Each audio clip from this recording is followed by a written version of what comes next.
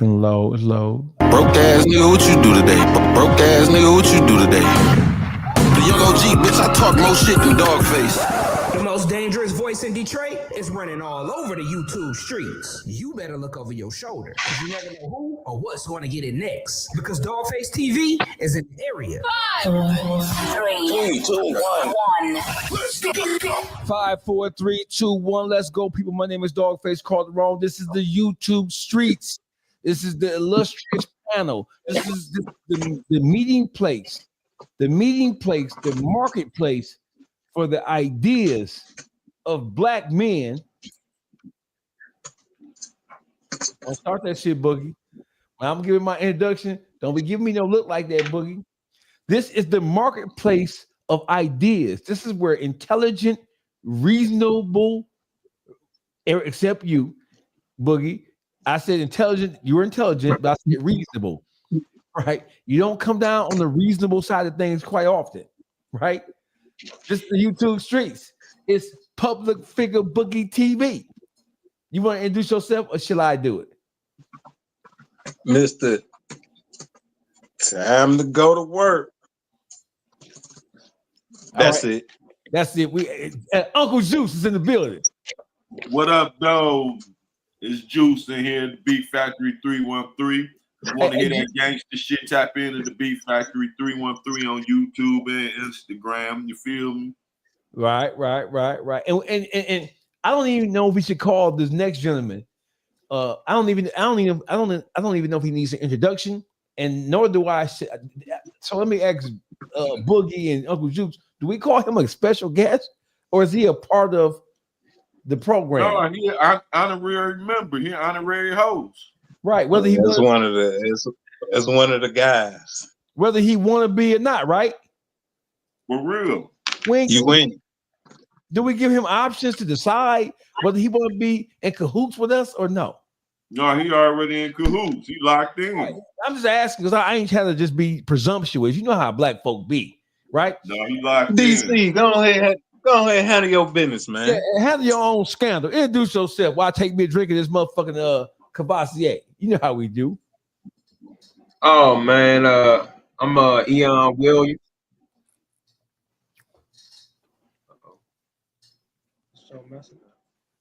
Yo, can you hear me? Yeah, we can hear you. You froze up. We can hear you. Yeah. You moving now? Froze too. Up. His ass moving now. Yeah. Eon DC Blacks Williams is in the building. Yeah, I'm here, but something wrong. Hold on, man. See if I can you moving? You moving now? I don't see it.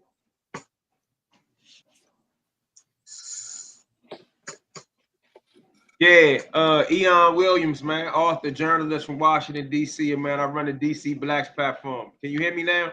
Yeah, we can hear you. We can see you. Everything is moving properly and appropriately. DC, Eon, DC Blacks. They ain't even start doing that until we start working. That's how it be. See, that's the federal government trying to stop us from having this conversation. Donald Trump don't like this shit already. He already ain't liking this shit. Can you hear us?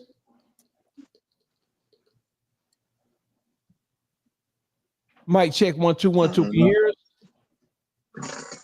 Yeah, I think his shit. What are you doing? He can't hear us. He can't hear us. See his head shaking. I don't think he hear it. He can't hear. Or we can't hear him. I hear you now, and I was trying to see if I could switch the internet. Well, how many internets you got in that motherfucker, man? Yeah, we can hear you. I hear you. We can hear you. Can you hear us? All right, go ahead. Nah, I had an internet issue, and the people put 2 options on there, and I can't see this super fast option from where I'm at right now. That's all. Okay, if you need time, you got time to do what you gotta do. No, if you got time, we got time. Get yourself together. If you gotta log into the second one, go ahead, because I'll be logging into my 5.0 too.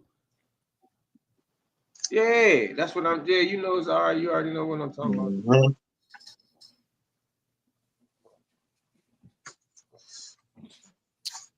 YouTube streets in full effect. Public figure Boogie TV, Uncle Juice, Beef Factory 313, Eon DC Blacks Williams.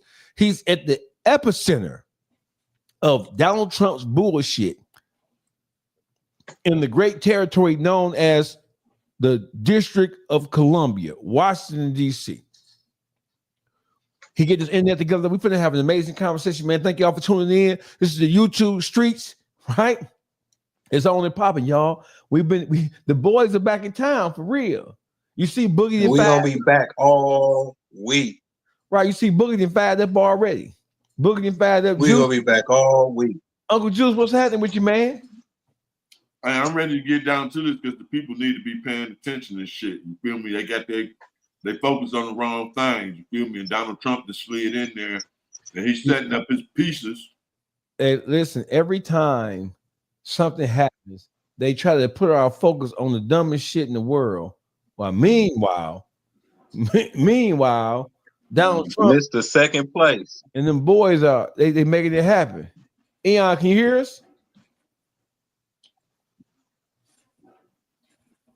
Yeah, can you hear me? I can hear you now, but it's a little delay as far as your voice. Yeah, you look like Chinese right now. Your voice saying one thing, but your body language saying something different. Can you hear us now? It's a delay. Okay. I hear you. There you go. You on? That's you. You on and popping right now. What's the word with you, Eon? All is well, man. Wrestling with some connection issues, man. But it went out a little bit, but I heard y'all speak on what was going on in DC and what's on the news. So the president that took over the local police department and put the United States Attorney General in charge of it. What that's going to be, I don't know. But for at least a week or so prior to this, they've been on all type of bullshit in DC anyway, leading up to this. So I kind of had a feeling they was going to do this. I seen something that was on when we first came on. They had a dude in it trying to explain some shit, talking about everything is federal. I really believe that that's one of them old general terms, like I was talking to you on the phone about, where if you're not really from here, you might think that everything is federal. You know what I'm saying? Right. Uh-huh. Right. Yeah, we can hear you. Yeah, we can hear you. But one of the main issues that I see coming is that a lot of guys in the streets, young and old, feds encountering them with DC local police. Yeah, you cut in and out, Eon. We ain't gonna be able to do this. Shit ain't even my style. Yeah. Eon, tell us some of the. I don't know what the fuck. I'm gonna have to. Oh, he having connection issues, Juice. All right.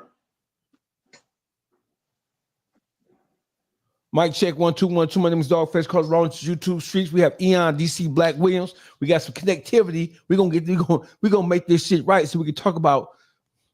There's no territory, there's no state, there's no province in the country it's hotter now than Washington, D.C. DC Blacks is on the ground. Eon Williams is on the ground. I can't hear you.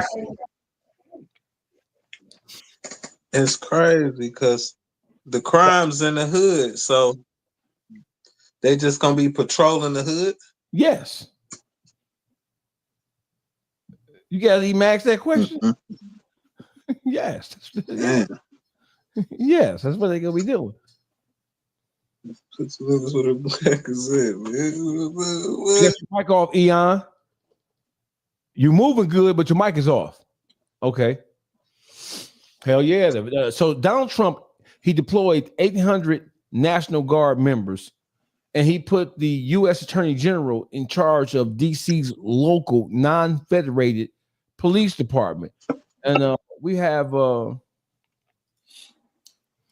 got some coverage from CNN. We're gonna play the coverage until Eon works out the technical difficulties. Man, we're gonna come back. We're gonna tear this motherfucking in half. Let's go. Here in Washington, our nation's capital, bracing for a Trump takeover. The president announcing today that the federal government has assumed control of DC's Metropolitan Police Department.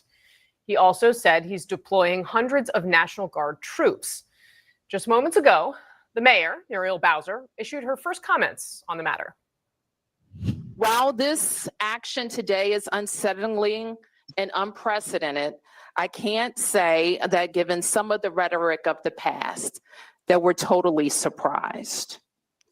I can say to DC residents that we will continue to operate our government in a way that makes you proud.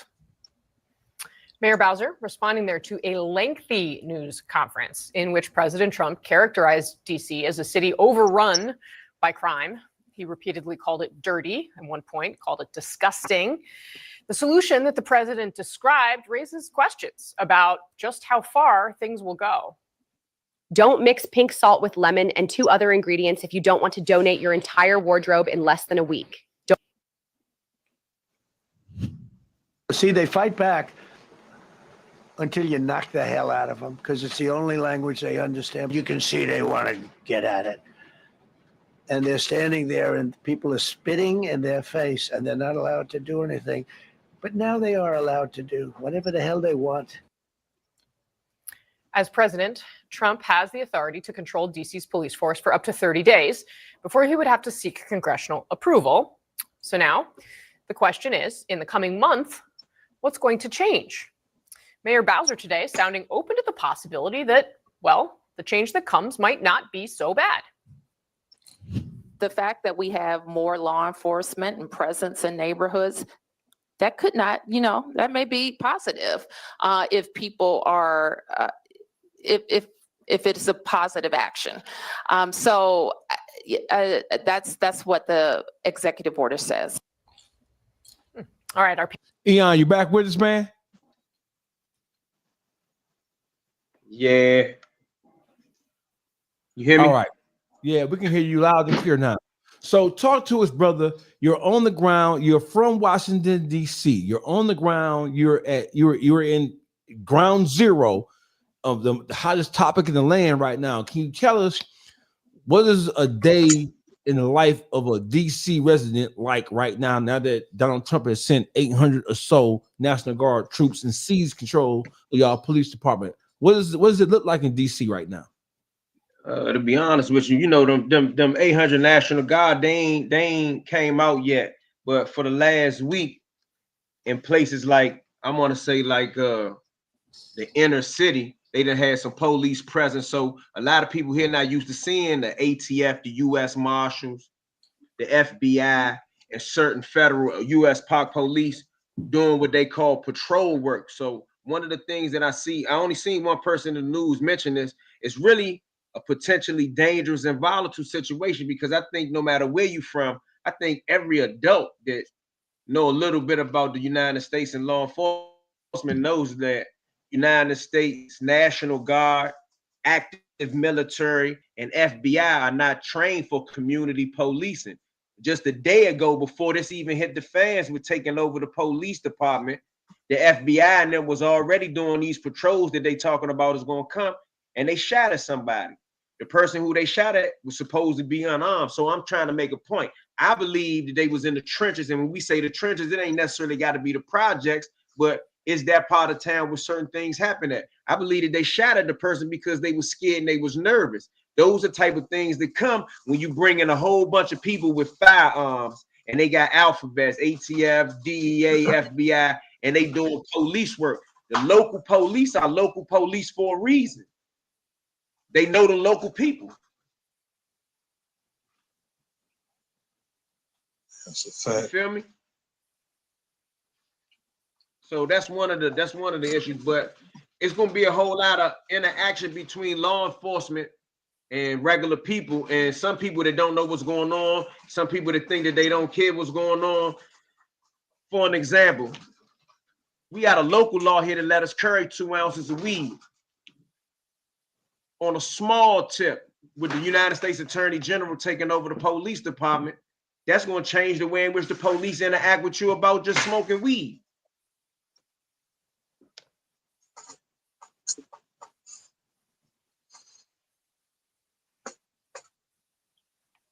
Oh, hell no. What was some of the other things they was doing that led you up? What was some of the other things, DC, that they was doing that led you up to knowing that something was coming? It was a storm brewing. I got a relative before they let out the guards. I got a relative that's like a Donald Trump enthusiast of everything that he's supposed to do. And they was up on this Project 2025, and I can't speak on all the details of Project 2025, but they kept saying if Trump, wins, I know your people keep saying that y'all like Trump, and some of y'all like Trump, because Trump did the Second Chance Act and all these things, and some of your buddies came home, but you're gonna be in store for this and store for that. I try not to really pay no attention, but as certain things started changing here in DC, I started noticing the police doing something totally different. And within the last week, you know what I'm saying? 'Cause you said what's leading up to it. In the last week, the news people here been focusing on Donald Trump saying that we got to do something about the place. The place is dangerous. The place is disgusting. Homeless people by the White House, homeless people by the Capitol. So, I started seeing more of a police presence. But when you start seeing the regular FBI police, a lot of people don't even know that the FBI have a police. Like, have y'all seen the FBI police before? I seen some people that were from out of town that came to DC to visit me, and at the FBI headquarters outside is a bunch of cars that say FBI police. Some people said they had never seen that. Now, those people may be trained to do policing, but your average ATF, DEA, U.S. Marshal ain't trained to walk the streets and walk the beat. So once I started seeing a bunch of them together, I knew something was totally different, and they had been threatening a takeover. Because remember, a lot of people don't fully understand, like all of y'all are from a state, a city that's in a state. So as you grow up, you learn things about city, county, state, local governments. Everything like that is totally different here. So with them taking over the police department, they done really taken on a whole portion, maybe half of running the city. So that's the way that I started seeing certain things change. And just when he first got here, period. I can't really put my finger on nothing like I'm a political expert to say that I knew that this was coming.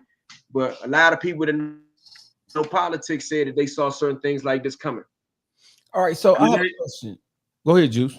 I just want to ask one more. Did they give y'all a curfew? Y'all on a curfew? Is it on the city curfew, a state curfew right now? Nah, not no curfew for adults, not yet. Now, some kids, juveniles, they had a curfew. I want to say started maybe a couple weeks ago for all type of things that the law enforcement is calling juvenile crime. Now, keep in mind, one of the things that they making this issue that they saying that they taking control of stuff about, one of the issues is carjacking, and they saying that 51% of the carjackings are done by juveniles. But however, the Doge guy, I don't know if y'all paid attention to that. He got whooped real bad in DC trying to stop a carjacker, allegedly.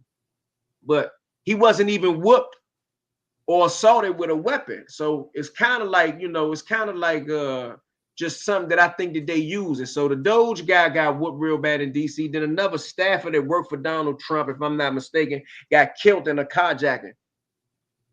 It's far more situations of old grandmamas and little babies and little kids getting hit in the process of dudes beefing in the streets for them to say, oh my God, this is so bad.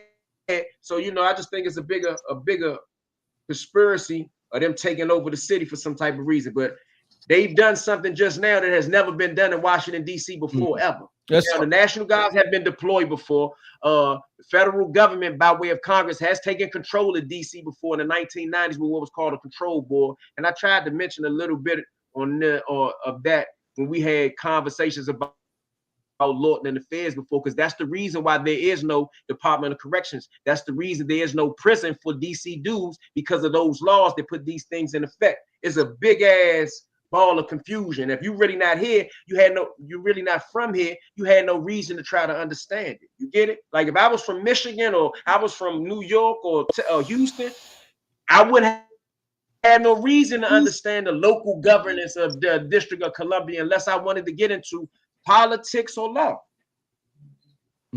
Got you. So I have a question. So it seems that, I saw a news conference where DC's mayor came out, and it appeared at first as if she was expressing her displeasure with the federal government taking over DC's local law enforcement, local police department. And then later in the press conference, she said that in her mind, it might be a good thing in terms of fighting crime. Is that a mixed message by your mayor, or is it an acknowledgement that she believes that what Donald Trump is doing would have a positive impact on the citizens of DC? in terms of helping to fight crime? Man, I like that question, Dogface, and I ain't just stroking you. I like that question because I saw her talking, and I think that I know her somewhat, even if I know her as a resident. You get what I'm saying? I'm not trying to say I know her personally, although I have met her, but I think I know her approach as a mayor. I think that in a way, she's almost being sarcastic. I think she's saying, I'm not going to get into a battle with Donald Trump. I know he's an egomaniac. I know he's going to do all type of things because him and Congress control the purse strings for the budget of the District of Columbia. So I'm not going to offend him and make him mad, although you haven't heard what she may say in no back room. But I also think ultimately she's saying, okay, motherfucker, y'all think that y'all can control this shit that go on here from the politics to the hood to the regular people? Come on in here. Let me see y'all do it. I think that she knows that the federal government doesn't want to do it, doesn't have the capacity to do it, doesn't know how to do it without killing a bunch of people, for lack of a better term, without creating a 1992 LA riot situation or a 1960-something Martin Luther King assassination situation. That's the only thing the Fed's going to do when they come into DC, because they are not trained in community policing.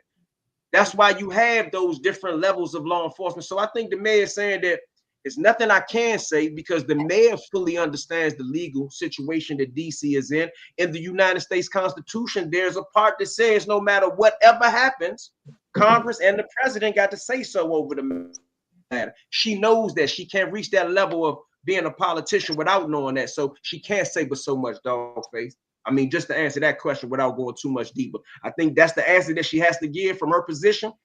DC is a stepchild of Congress. There's no place like DC in the continental North America. Maybe somewhere like Guam, Puerto Rico is more of a state than DC, in my opinion. Gotcha. Boogie?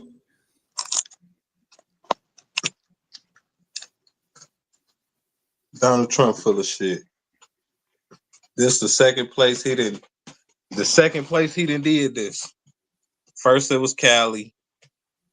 It don't look like nothing changed at Cali. I don't really think that it's gonna be a change. I don't really think y'all got nothing to worry about. Because after this 30 days, shit gonna go back to normal. So look at Cali. That shit breezed. It breezed over. It breezed over so fast. Ain't nobody even talking about the National Guards in Cali no more. So why did they do it then? What you think the real purpose of it then? They ain't just doing it for nothing. Donald Trump got his own personal beef with DC. You remember when they stormed the Capitol?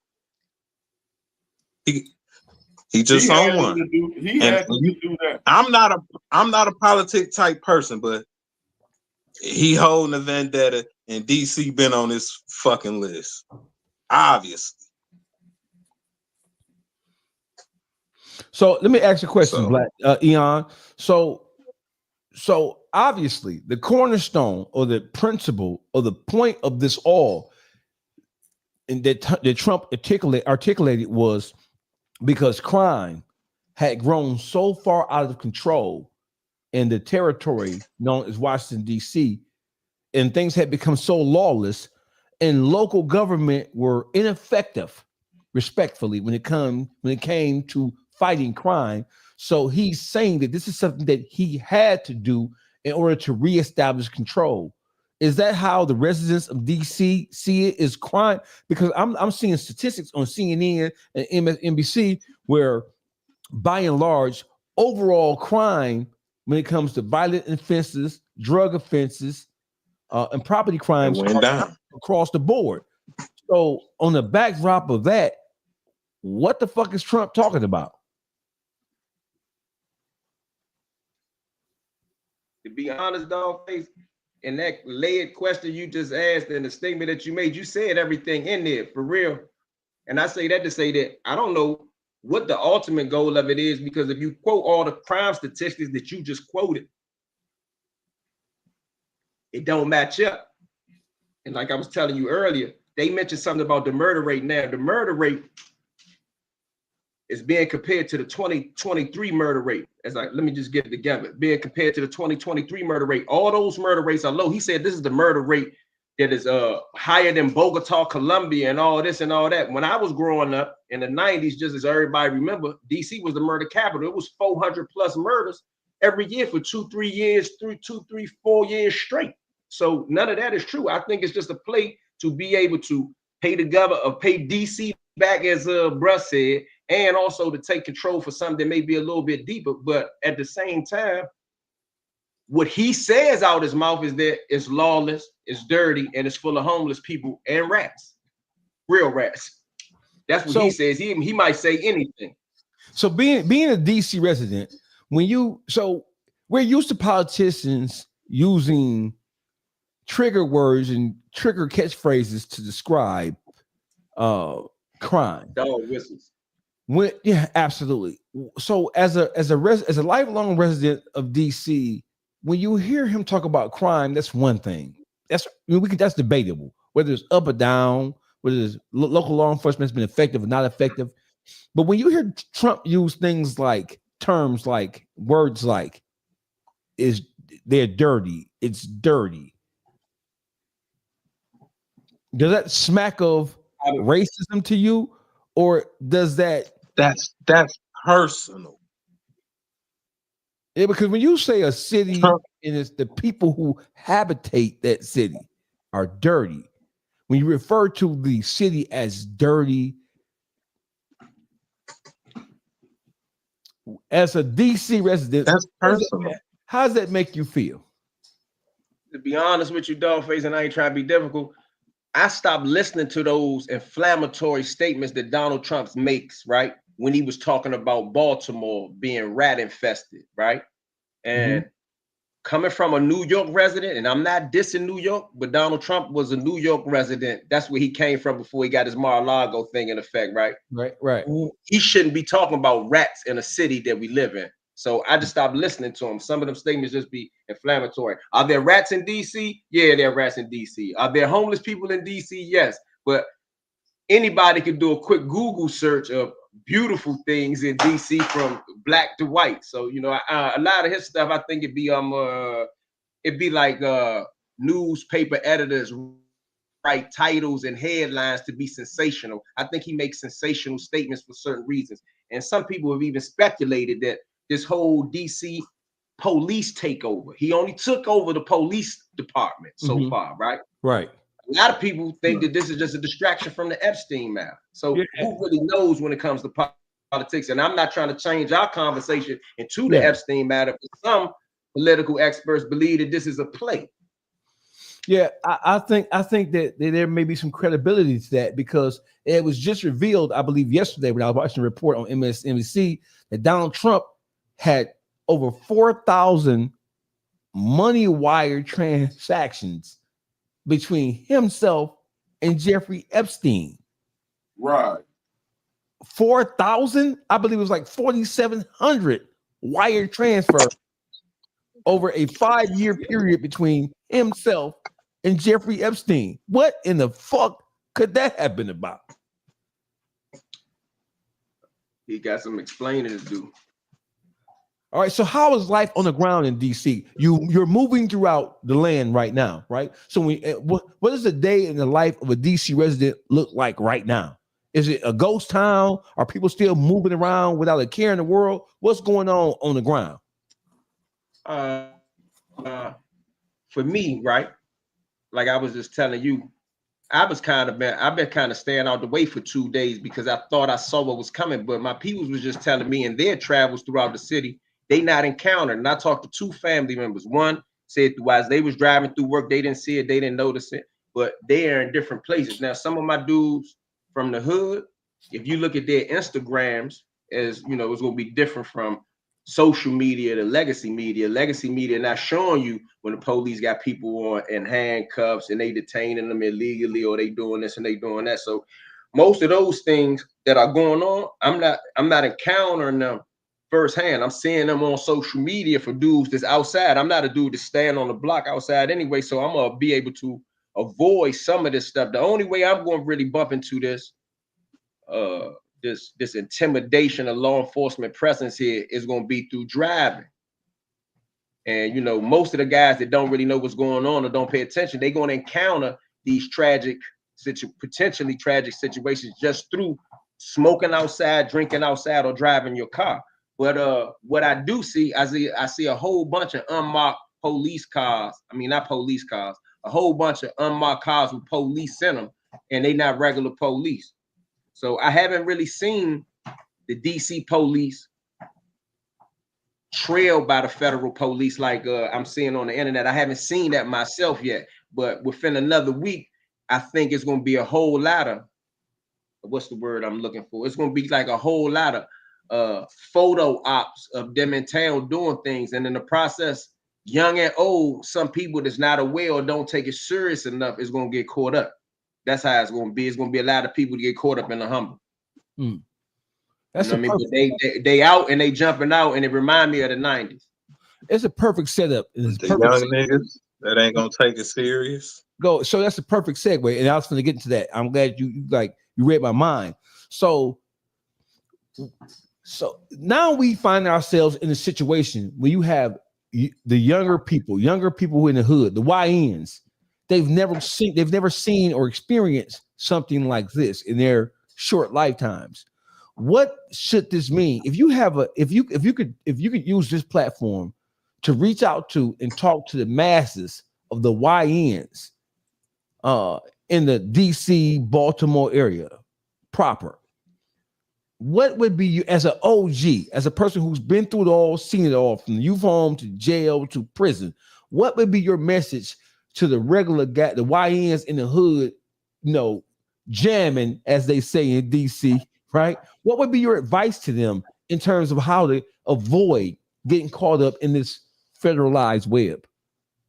The main thing I've been thinking, which I guess I could say now, is a lot of us had this mentality of I don't care or so what, but I don't care so what, which I like to call the fuck it syndrome, which I've had for a long time, right? It puts you in a situation where since you don't care, you don't know or don't inform yourself. So to not try to make it sound too sophisticated, I would really, would like for a lot of people to just pay attention to how the police interacts with you. And what I mean by that is, if you live in a community where you interact with the police or they interact with you, I want you to ask yourself, how is that done? Is that done because you stand outside, you hang out, you smoke outside, you drink outside, you drive a car with tinted windows, is your license, registration, and your tag straight? I stopped there without going into too many things, because that's the basic interactions that the police had with people. Traffic stops and smoking or drinking outside, at least where I've been all over the country, right? So if you could limit doing some of those things or do those things in a proper perspective, for an example, in DC, locally, we have the right to have 2 ounces of weed and we can smoke. People think that since that's in effect, that weed is legal and you can walk down the street and smoke weed like a cigarette. Technically, that's like jaywalking. Everybody jaywalks. Well, not everybody, but a lot of people jaywalk and be like, oh, so what? But technically, jaywalking is against the rules. So smoking a blunt or jaywalking down the street is something that we get away with here in DC a lot. But lately, before this even started, when they first started bringing this make beautiful DC or make DC beautiful again from this Donald Trump thing, that was one of their first ways to interact with the people that was in the community. So you got to limit your interaction with the police, and whenever you encounter the police, you need to know your rights and know what you're supposed to do and what you're not supposed to be doing. So that way, it's going to at least balance out the situation. But I think that they're trying to make examples out of certain things. Yeah. So let me just tell you this. So I'm not from DC, but I'm from the ghetto, and let me give you layman's translation to what he said. If you on the block and you moving and shaking, go sit your bitch ass down somewhere, right? If you on the block and nigga shut you hear, you know how the rappers say they come into town, they do the promo drops, all traps closed when I come to town. Y'all niggas need to shut all traps down. Crack spots, shut them down. Heroin dens, shut them down. Weed houses, shut that shit down, right? Shut it down, because when they run up on your ass, it's gonna make an example out of you, make you look like the proverbial boogeyman. So what he said, let me translate that for you. Go sit your monkey ass down somewhere, Because when the white man come a knocking, they're gonna make an example out of your motherfucking ass because you're trying to chase a few pennies when you understand that you should be sitting your motherfucking ass down somewhere. I mean, that's something I ain't really understand as a youngin'. I didn't even know when to sit down. This is a perfect time to find a way to get out the way.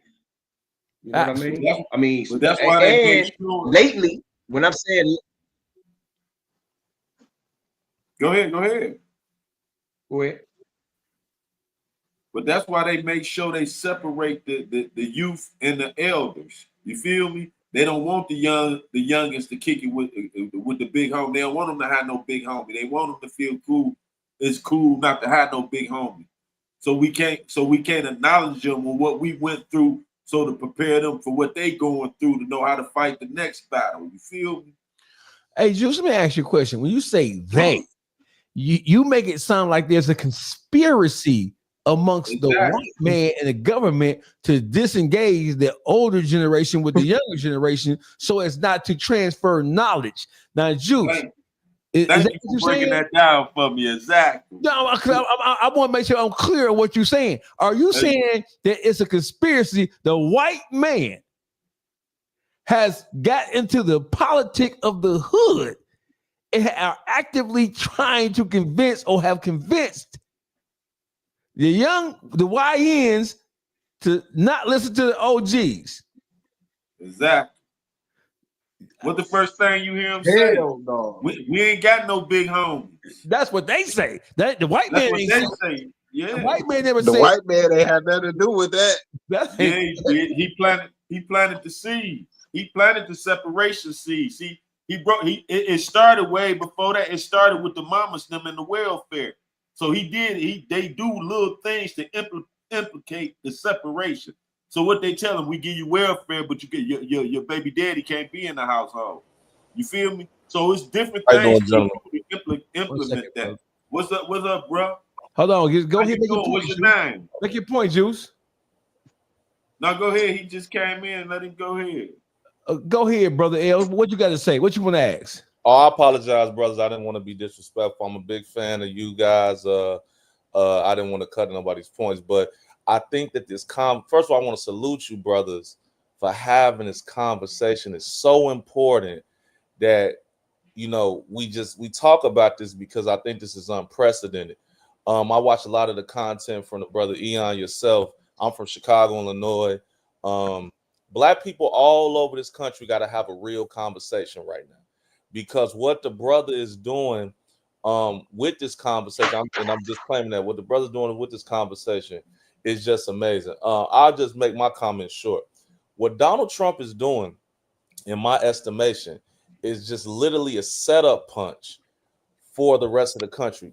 DC has been known for years to people that are not from the Beltway as Chocolate City. It was the bastion for Black excellence. The other one was Detroit. These are the two cities that you knew. This Black government, Black officials, Black legislation, culture, that's what it represents. So these little skirmishes, it's not by accident, man. They've been had a plan for DC because obviously it is a territory. It is not a state. Right. You see, right after that, he's targeting Chicago with Brandon Johnson and our governor here, Pritzker, as well as in California. Now, this is my opinion on the play. He said, I'm gonna go there next. Now, the whole thing is this: if you study history and you look at Roger Taney and the Dred Scott situation. Now, Dred Scott was a slave that said, hey, and I don't know if I cuss, so I'll just be straight, but how about it? He said, hey, man, my master went from Missouri to Illinois, a slave state, to a free state. I'm not no goddamn slave no more. So y'all need to figure this out, and sued them people. And Roger Taney, who wrote the majority opinion in the Dred Scott decision, at that time say, we not bound to respect nothing that no nigga is saying. Hey, bro, get up out of here with that. Talk about this states' rights thing. Mm-hmm. What am I saying? Okay, I'm in Illinois, right? This is a liberal state, at least from a legislative standpoint. Mm. If Donald Trump tries to say, hey man, y'all doing something, we federalizing the guard, y'all off count. And they say, nigga, fuck you, states' rights. You got Indiana right there. You got Missouri right there. He's going to federalize their guards. And then you have the Civil War. That's what's happening right now. He just want to see, first of all, there's just a lot of other reasons to it. But he's really just a fall guy, and a fall guy in the sense of they knew, like, hey, bro, this your last term. You all do them Epstein papers. So if you don't do that, we going to slam you on that. Take this script, follow this damn script. I'm not saying there ain't no personal stuff going on, but that's the thing. Now, but this is what he don't know about DC. You got some strong brothers and sisters out there, not just on the street level. I'm talking about in the legislative space, in the black educational space. They gonna go at this thing. What I'm fearful of is an incident happening between some sort of totalitarian government and the brothers and sisters in DC, and it's gonna cause the whole thing to go down. Donald Trump right now, you gotta understand, for him to put his face out here, and I'll wrap my comments up, and I appreciate y'all for listening. He had the whole black community, everybody was rolling with him for the most part in November. You don't crash out by August for no reason. He had to support everybody. Blacks was kind of moderate to him, like, man, we rocking with Trump, you know, at least somewhat. He had a lot of people rally behind him. He was handed that script. He knew his face was going to be dirty, and it just went how it went. So I'm saying that to say, I'm projecting, I'm listening to all the radical white scholars on this. I'm listening to the super radical right wingers that's like Nick Fuentes and all them. And I ain't never seen all them dudes united against Trump. Everybody, and I'm looking like, man, why would they deviate on this guy so quick when they just was calling him Jesus not even 6-7 months ago? It's because, man, dude has been flipped, man. He got the Heritage Foundation behind him, and they're making him. Yeah, it is me from Chicago. What's going on, brother? They making him do that. Now, I'll tell you this, though. He picked a hell of a city with DC. Man, look, I wouldn't wish that on my, because you got black, other than Atlanta, you got black people from all over the country that's in the educational space out there. Howard just had their freshman class coming. You talking civil rights movement level stuff. You got Roland Martin out there. You got, I mean, I'm not agreeing with everybody, but I'm just saying you got some outspoken black people that's in that beltway that's finna be like, okay, this is my Dr. King moment. And if an incident happened and you get on that damn phone and it go on social media and the country see that, there you go. There you go. This could really explode. You got judge, whatever said 14, 15, 16-year-old black kids, we can't touch them. Have you ever heard of, I mean, you would have thought she was Bull Connor up there, homie.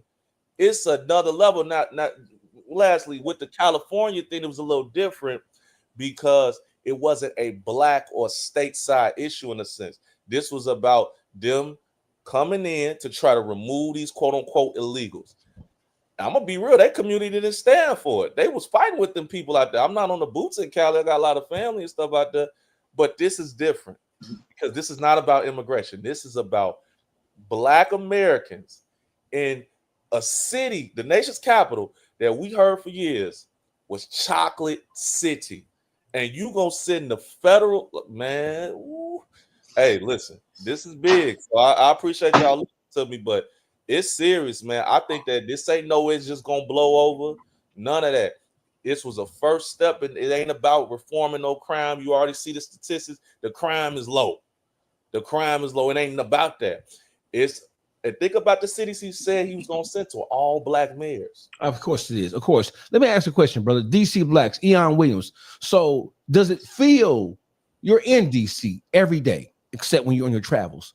Does it feel like, I'm asking you to put your finger on the pulse of the city of DC? Does it feel like that crime? Does it feel like that the crime and the violence and all the things that negatively impact the city? Does it feel like in the air? Does it feel like DC is a smoother place now than it was a couple of years ago? Does it feel like crime is down to you and you're there every day? To me, yeah, it feels like that. but I'm only one person, and I'm probably speaking for the subculture. For your regular people, what I hear is different. Some people feel, unsafe. Some people feel like crime is out of control. Some people feel like disrespect is rampant. And then some people just learn how to live in urban areas. You dig what I'm saying? And what I mean by that is that if you walking down the street, which you had the right to do, if you walking down the street on your iPhone and your $90,000 chain on and your, $2,500 shoes on, and you in Georgetown, you might be able to get away with that. But if you in the hood somewhere, you shouldn't be on your phone bull jiving like that. You should be paying attention. So sometimes things happen because of crimes of opportunity. You got people that's starving, don't know where their next meal coming from, and you walk past them in a $2,500 coat. Guy that never had that coat know how much that coat costs and know for sure that he could get a couple dollars for it. So sometimes because the poverty and the resources or lack of resources is an issue, it's going to cause situations like that. I mean, if we take it from how do you feel and do you feel safe, and just take it to another issue of homelessness, I'm not going to get into the cause of homelessness, but that's one of these issues that Trump's saying he's going to attack. That still means attacking people who are less fortunate.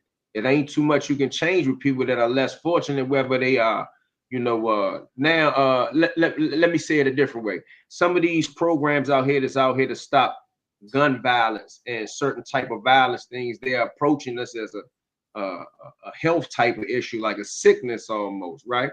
And if you look at that like that and agree with some of those people who spend the money for those things, if it's a sickness and it can be helped by resources and you stopping the violence, right? That no resources are there for the people who have nothing, but they have a weapon. You got a dude that don't have a job, don't have a hustle, but can find a weapon.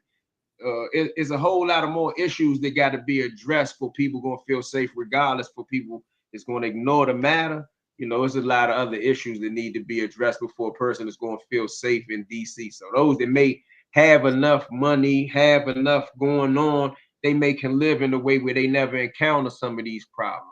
But for regular people and below, I think they might feel a little type of way. They're not gonna walk outside and flash nice items. They know they might get taken here. That's DC. But DC is an urban area. Certain things happen in urban areas, man. All right, let's go up top with this conversation for a second. Juice, Boogie, is this an overlay for underplay? Because we know that in the world of politics, nothing happens just because.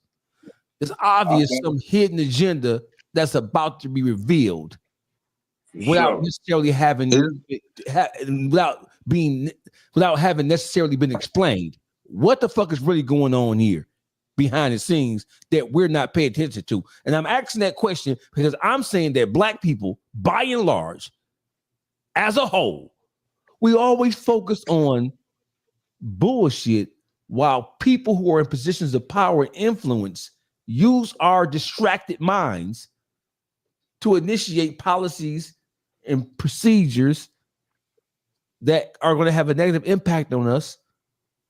What the fuck is really going on here? Think about what they just did. Before this, they sent ICE to go rile up the Hispanics. You feel me? And then what they do, they pinged us against the Hispanics to see where we unite with them and how they back. They made sure that was the topic, and they made sure it was separation there. You feel me? And then what they do, they turn around and stick an essay on Tory Lanez out the blue. You feel me? So they did the divide and conquer. And then now what they do, they set up shop in DC and court and call martial law on them semi. You feel me? So they doing a test run to see how the people gonna react to these strategic moves that they setting in place. Why? Because they starting a war. You feel me? They starting a war. So now they got to lock this down because they can't have us being allies with the people they starting a war with. They know it's a lot of secret plans over here. Go ahead, Big L. What you trying to say? Oh yeah. I just want to chime because I know the brother. I want to give you deference. If you was born in 2010, right now you're 15 years old. In 5 years you'll be 20. That's Generation A. That's what we call the YN. There is no systemic plan for these young people by government to have any entrance into society in a meaningful way. You're looking at the advent of AI. They say in a year, 70% of the manual workforce will be gone. What are these kids going to do? You already seeing you ain't did no. I mean, I'm just saying it for real. There's nothing for them. They not prepared. They not, but even on top of that, not to negate you, socially, where the skating rinks at, where the parties at. I mean, they literally in Chicago, they literally outside. They don't have a plan for Generation A young black men and women. At the same time, baby boomers are dying. Tone talks about this. Where's that wealth going? Where's those houses? So we're about to have a generation that won't have money, and we're not adequately preparing them for the skills and the advent of AI. I think at this point they're just getting ahead of it because they realize, hey, you know what? This was a white Christian country. We eliminated slavery. At this point, we had, and the deportation will never work. I mean, going to the hotel. I was at a party downtown Chicago with a lot of popular entertainers, and the way they was treating the Mexicans in there, I mean, you would have thought they were slave. They had them cleaning the floor, cleaning slop up all the floor. They don't want to remove that slave class. Go to a hotel and see who cleaning your hotel. I mean, this is how they looking at this. But slavery was never abolished. That's the whole thing. It is the smoking mirror. You feel me? So they do got a plan for the YNs. They go those who they don't want to follow slavery all over again. They go put them back in incarceration. You feel me? That's what they setting them up for. From our entertainers, from the young entertainers to the street YNs. I agree. They got a plan. They ain't doing this for no reason. They got an end game. Because I'm looking at every sector, from the street nigga to the collegiate guys in higher academia. Talk to a black kid to go to Virginia Tech.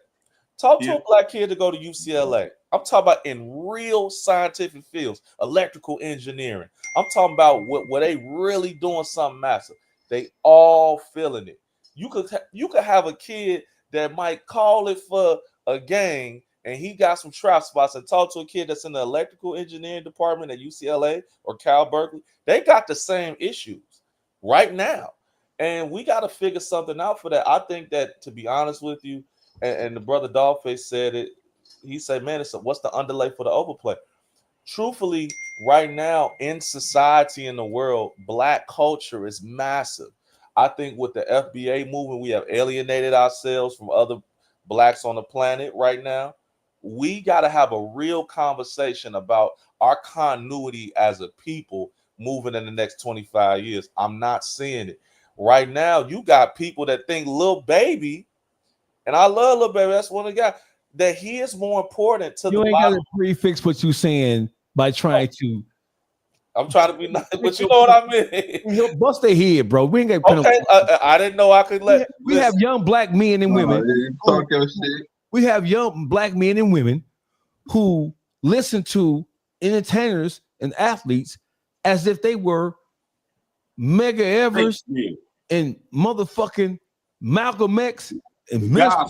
Farrakhan and whoever else. The world of academia and intellectual thought has been replaced by sport and play. And 100%. So you have young people who don't understand the difference between sport and play and entertainment and can't differentiate between what's entertainment and what's reality. And when I asked the question about what the overlay or underplay, when I asked that question, it was really a rhetorical question because I was online earlier today and I really kind of like took a belt to the city of Detroit. And I said, hey, listen, if y'all waiting for the white man to create a plan and to feed that plan to you, and the purpose of that plan is to be for you niggas to save yourself from yourself. Y'all gonna be awake, motherfucker. At what point in time do black people come to realization that the only saving grace you're going to have is the saving grace that you create for yourself? If you're waiting for the people who we all recognize are our open enemies to give you a plan to save and resurrect yourself and your people and to support and to build your own communities, you're gonna be awake, motherfucker, because that's not the fucking plan. Hey, you mind if I chime in? You've given me some. I give you this, right. I had a conversation yesterday with the brother Peasy from Detroit, right. Mhm. And I called him. I said, because I know him through my artist, right. And I'm like, man, you know what? In Detroit, y'all wear the Cartier buffs. That's like popular. So all over the country, people wear these glasses because they see a lot of the guys from Detroit do it, right. I say, man, you know what's funny? I was at this AI conference in Las Vegas, and all the young white and Asian professionals are engineering smart glasses. But I didn't see no black people. I mean, it was like the goddamn salesman 1945. What if somebody black say, hey, you know what? I'm going to do an urban version of these smart glasses. And I mean, they literally just got ChatGPT and they look like regular glasses, but they could give you information. I got them on right now. Exactly. You know what I'm saying? Like, but just a higher level of that, but just like, yo, okay, give those to the kids, stuff like that. And the brother hit me back. He was like, man, I believe it. But I'm like, you don't even got to spend the money. You got to know it right. The agents just front them to you for market share because the technology exists already. He was like, man, bro, that's beyond my pay grade. You know, and I was just like, and not to knock the brother, I'm just saying, you know what you just said resonates with me. You know what I'm saying? And everybody don't got the same endeavors, but we don't have enough of our people in leadership thinking about the continuity of this thing moving forward, man. That's why Nipsey Hussle was so special. You know what I'm saying? Guys like that realize, hey, how can I build the collective? If I was in charge of Black America right now, I ain't gonna lie, I would shut everything down for 2 weeks and say, let's go to every high school on every side of town and shut it down and figure out who could do what, who could cook, who could sew, who could do AI, who was the killers in the neighborhood, who was the niggas that got power. Like, let's just take an inventory internally of what we really got right now so we can make a goddamn move, because we don't even know. Like, right now, we want to write the YNs off. If you aggressive enough to go spray some gun and hit some kid, man, maybe, hey, we need to get you in some type of self-defense or something. It's like we're not aggregating the talent right. You know what I'm saying? And that's the problem. We writing the YNs out of what Dr. Collins said. They're the most important, fearless generation we've ever produced. We got. I'm glad you said that. See, the Europeans know that what they do. Who Google and Apple and all them hire? What they go hire them white kids, them Asian kids. They empowering 10, 11 years old and make them millionaires as kids. Why? Because they brain work different as kids. They into developing. You feel me? So that brain, that when you young, suck up everything as a sponge, and you more into trying to create when you young. You trying to figure more things out. You feel me? Mentally and physically. You feel me? So we the only ones that our generation and be like, because I deal with a lot of young guys. First thing they be like, man, I ain't got time to be kicking with them young people. They our future. We got to make sure they right. How we not gonna make sure they right, or we go be doomed as a race? You feel me? I think it's gonna be with them. Let me chime in, right? So listen, I'm 53 years old, right? I've had some powerful conversations from the penitentiary to the streets. In prison, I've had some of the most productive intellectual conversations with human beings that a person could ever want to have, right? Since I've been out of prison 16, 17 years now, I've ran across some very, very astute and brilliant Black men and women.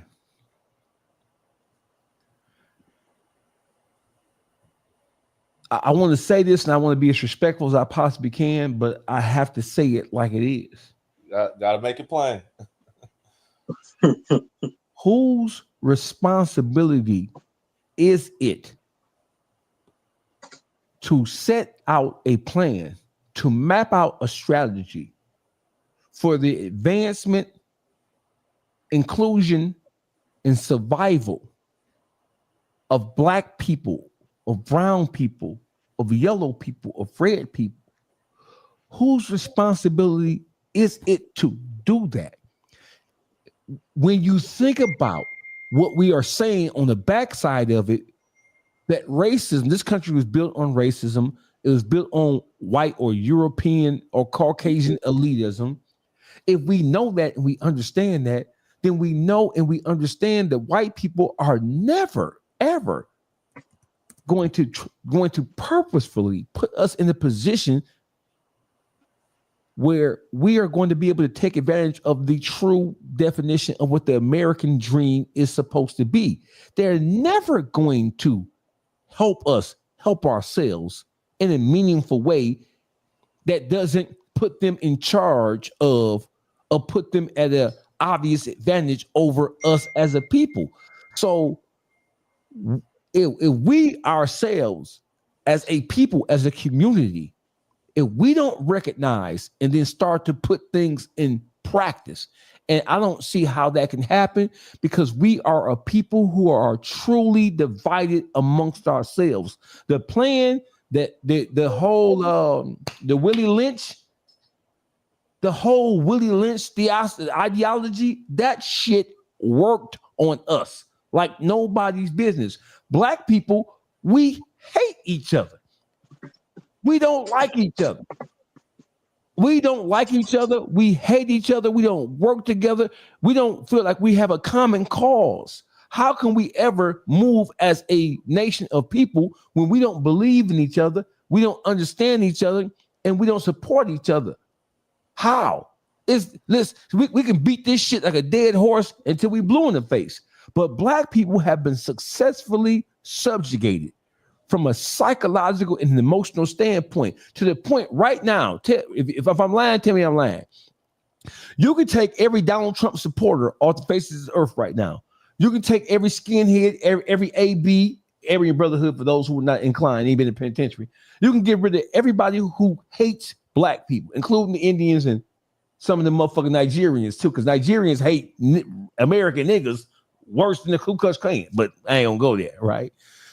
If you remove every human being from outside of our culture who don't want to see us take advantage of what this world has to offer in a positive, meaningful way, you can get rid of everybody who opposes Black people. And because we have been so successfully, psychologically conditioned to hate each other, we're still going to attack each other. We talked about the chocolate city like DC. The Black population in DC ain't worried about no Aryan nation. They ain't worried about no neo-Nazi skinheads. The Black population of a DC, Baltimore, Philly, Detroit, Chicago, we ain't worried about no skinheads. We just ain't no motherfucking Selma, Alabama. We from chocolate cities. We ain't worried about no white person coming in doing a motherfucking thing to us. Our biggest concern, DC's Blacks, Eon Williams' biggest concern is somebody who looks just like him trying to knock his motherfucking head off for little or nothing. Good brother in Chicago. Your biggest concern, your biggest fear is not some white person, some innocuous white person coming with the Ku Klux Klan mask on trying to do something to you. Your biggest concern is a motherfucker who look and sound and grew up with the same experience you have or had trying to do something to you. I talked about Detroit and Detroit being a chocolate city earlier in the podcast that was separate from this. And I talked about how you can be born and raised in the city of Detroit and have almost no interaction with white people except the white people you see in a police car, a fire engine, an EMS truck. You can literally grow up in Detroit and not know nothing about white people whatsoever. No, you're right. You're right. So, you're definitely right. I know I was a little long soliloquy, but no, that's it. That's right. So listen, bro, listen. We have been so divided and we have been conquered, literally, and to the point to where the Black intellectual think tank is non-existent. It exists, but the youth are not listening to our intellectuals. The youth are listening to some stupid ass fuck boy ass rap nigga or some hyper illiterate Diddy baby oil rubbing ass athlete or singer. They ain't listening to this conversation right now. They ain't even gonna remember we had this conversation. Oh yeah, y'all want to chime in. I think it's important to give both ends of it. You right, but I think we are in a very, very unique position. And I'm not gonna come with, man, we're gonna keep the hope and all that. Like, if you look by the numbers right now, Europeans in America, that birth rate ain't looking too good. Japanese as well. They know this. That's why they trying to get their last roll off. Because listen, for kids under that was born from like 05 now, the country already majority non-white. So they what's the guy named Joe Biden said, hey man, get with the Mexican because they got more numbers than y'all because they coming up here, and this country we doomed. It's gonna be minority white European. So I just think at this point, like you said, yeah, we ain't gonna all we ain't gonna all be no one united front. It ain't gonna happen. We just got to get past that. But a overwhelming majority could come together. We could get something together for the collector. And I understand that. I just know that you're not gonna knock on doors and get everybody under one concept. It ain't gonna never happen. Let me say one more thing, and I'm gonna let you guys have it. So I have friends in who across the local political spectrum in the city of Detroit and in greater metropolitan Detroit, from Oakland County, Macomb County. So listen, they told me stories about how even as the minority population in the metropolitan area, Arabs and Chaldeans, right? They have the smallest numbers, but when it comes to financial resources, they are 100 times more powerful than Black people who are similarly situated in this area. That I had people who work for the city council who talk about how all Arabs and Chaldeans don't get along, right? But they understand that they have a common interest in terms of the advancement of their people as a whole. Black people, we don't have during the days of segregation from slavery up until Reconstruction, up into the Jim Crow and all that. So we understood who our enemy was.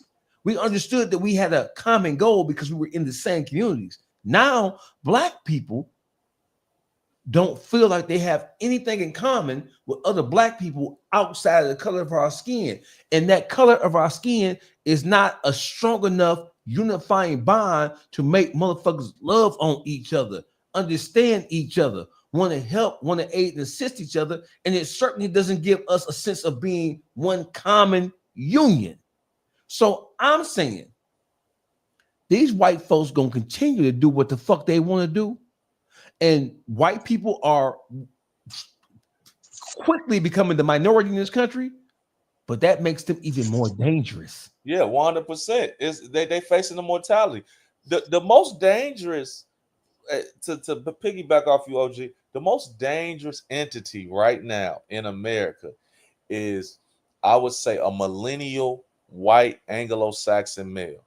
Because what do? And I'm not being racist. I love white people. I get money with people. But if you go right now in the middle of Kentucky at a goddamn 7-Eleven, if that white man don't have college football, he ain't in the NFL, he ain't doing no AI shit. Like, what are they producing for the masses of society? That's what the elite white power structure is dealing with. That damn, we told all these white folks, shit, at least you better than a nigga. And then now you got LeBron James and these niggas making $250 million. You just, what's that boy out there in at the quarterback out there in DC, Daniels, them niggas. This boy ain't even 25 multi-million. They looking like, man, I thought this was the white man's nation. You didn't let these niggas in. They getting money. Not all of them, but we got these entities, these figures. And they looking like, you know what? Shit. Listen, this some real shit. They feel like they know they owe the niggas. They definitely owe their own people. They like, fuck it, let's just give, we don't want to pay none of their ass. When all them niggas talking that reparation shit, that's what I'm saying. Like, I don't think you need a big unified situation. Look at the civil rights movement. They had kids up out there marching. When Dr. King sent them goddamn kids to get bit, they saw that on TV. Them nations were like, man, y'all tripping. Y'all talking all this peace shit, and y'all running this motherfucker like a death camp. Y'all got German shepherds biting little black girls and hitting old black women upside the head. What the fuck? They don't even want no money from y'all. What the fuck? Good brother. Listen, black people are. I'm gonna. No, go ahead. Black people are so miseducated. I'm gonna use some words that I want you to interchange them how you want to. Black people, by and large, they're so disengaged from our history. As recently as the civil rights era, which was 30, 40 years ago. Yeah. Black people, young black people now are so disconnected from understanding how it is we got to where we are right now. They don't see it. They don't understand it. They don't appreciate it. They don't value it.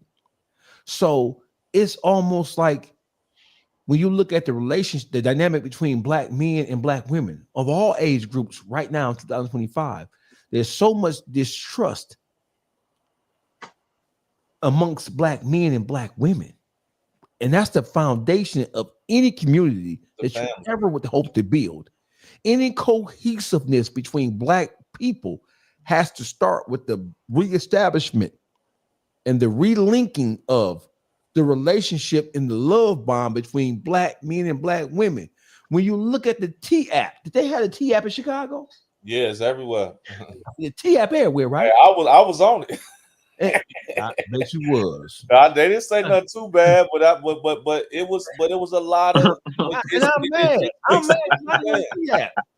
I'm mad. I just knew I was gonna be on the T-app. That nigga baby. He said they ain't say that too bad.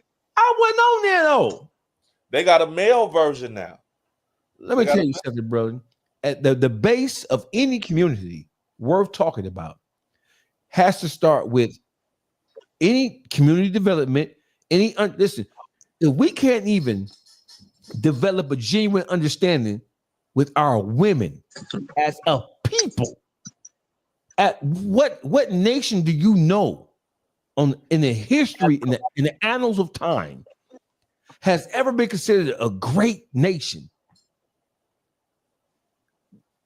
who couldn't even formulate an understanding with the women? I mean, just me being a nerd, the Mongols, they just killed everybody. They say, fuck it, we just gonna kill it. But I get what you're saying. The family is the basis for this whole thing to work. Right. It's the basis. So my point to you is this: how can we as a people, and I'm just gonna make it plain, how can we as a people ever hope, when you think about our future, when you think about the projection, when you think about the scale of what we can do, we know we can do all kinds of shit. We know we can do it. As individual thinkers, we know of people of substance and of rational, reasonable, a reasonable level of intelligence who have just a basic understanding of what history is. We know that we can do all kinds of shit, right? Mm-hmm. But if we can't even listen to, I mentioned the T-app for a reason. The T-app probably wasn't invented by a black person. It wasn't a white guy from Austin, Texas, homosexual gentleman. He made it, and so it was all white homosexuals who made that app. So a white homosexual from Austin, Texas, created a T-app. Don't surprise me, but I ain't even gonna go there. And black people, you don't see Chaldeans, Arabs, Vietnamese, Chinese, Koreans, South Island Pacificers. You don't see Italians, Irish. Cook, that's his name. This is the gentleman who made the T-app. He look like the motherfucker on Microsoft, don't he? I love Peyton Manning. Yeah, I'm just saying that. It might be his love child, right? So listen, black women. I just wanted to say this, and I hate to dominate the conversation, so y'all cut me off whenever y'all want to. Please do. Black women, they It's fucking evil. they reveled at the when they heard T-App. What's that? Oh, you can expose a motherfucker without saying anonymously. There are no other race of people, nationality of people who were drawn to the T-App, an app that was created to expose men. Mm-hmm. There's no group of women who celebrated the invention of the T-App like Black women.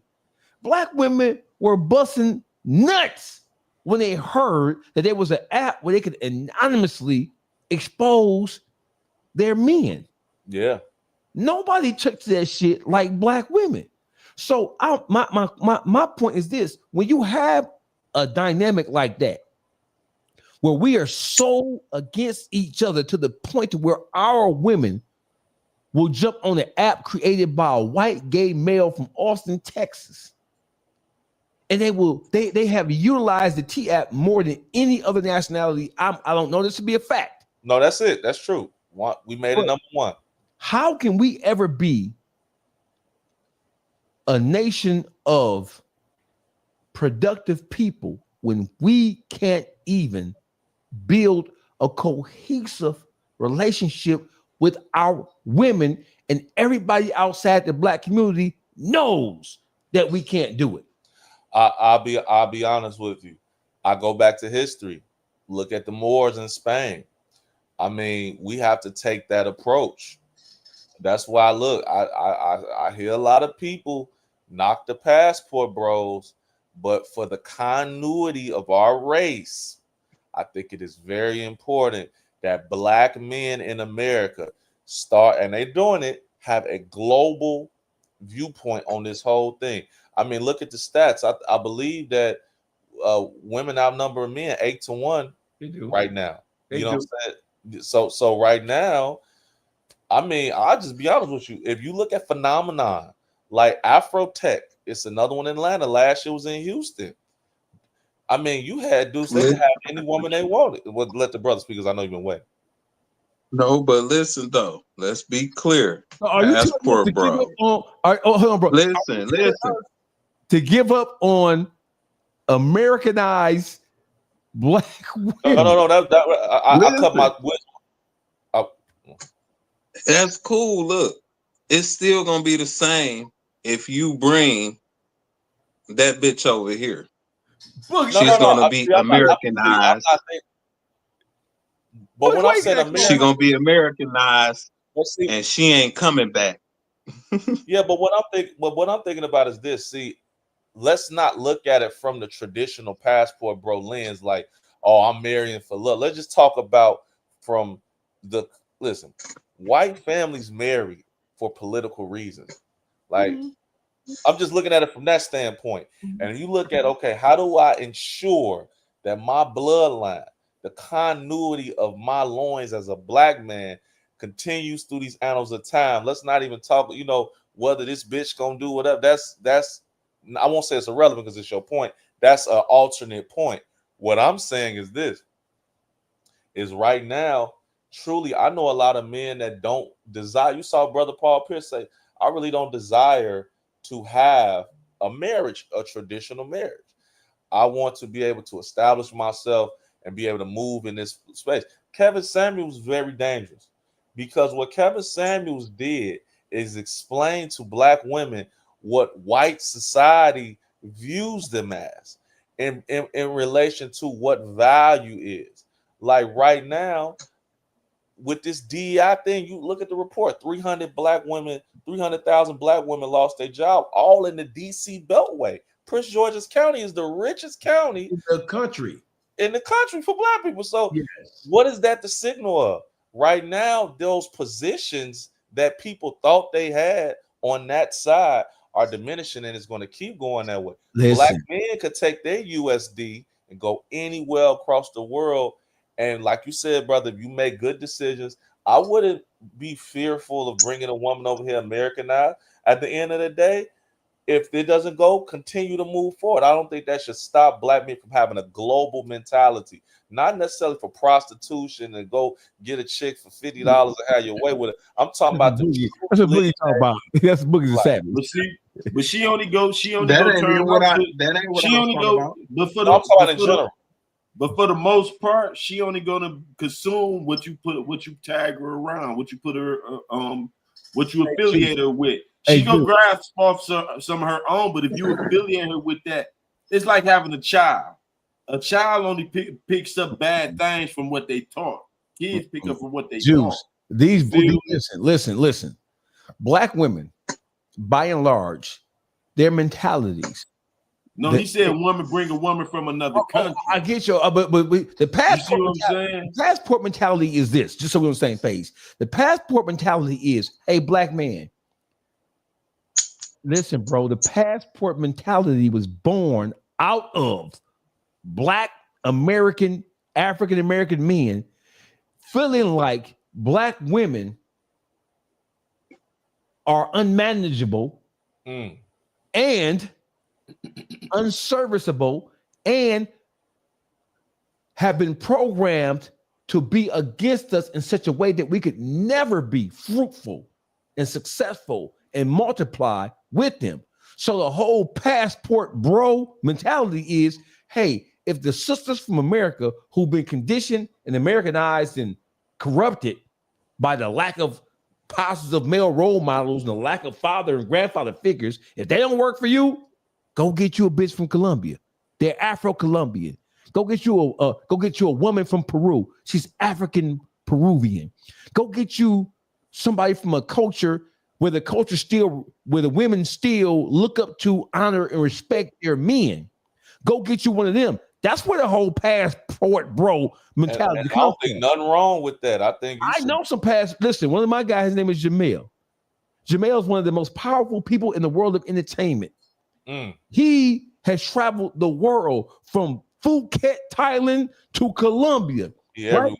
He don't fuck with nothing black American at all. He said they're the most disrespectful, the most disloyal, the most disingenuous creature on the face of this earth, and he's a successful black man who travels the world with some of the biggest entertainers in the world of entertainment, not just black entertainment, but in general, yeah, and anybody in that space.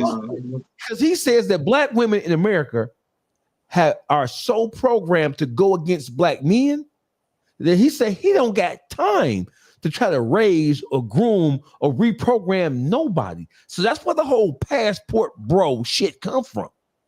So when we say, and let's initiate the passport bro mentality, that means that we are effectively saying,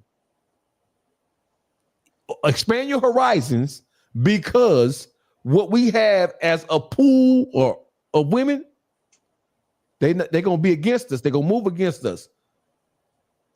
I think that nothing is a monolith, right? Nothing is. But when I'm hearing what you're saying, OG, and life ain't what we want it to be, it's what it is.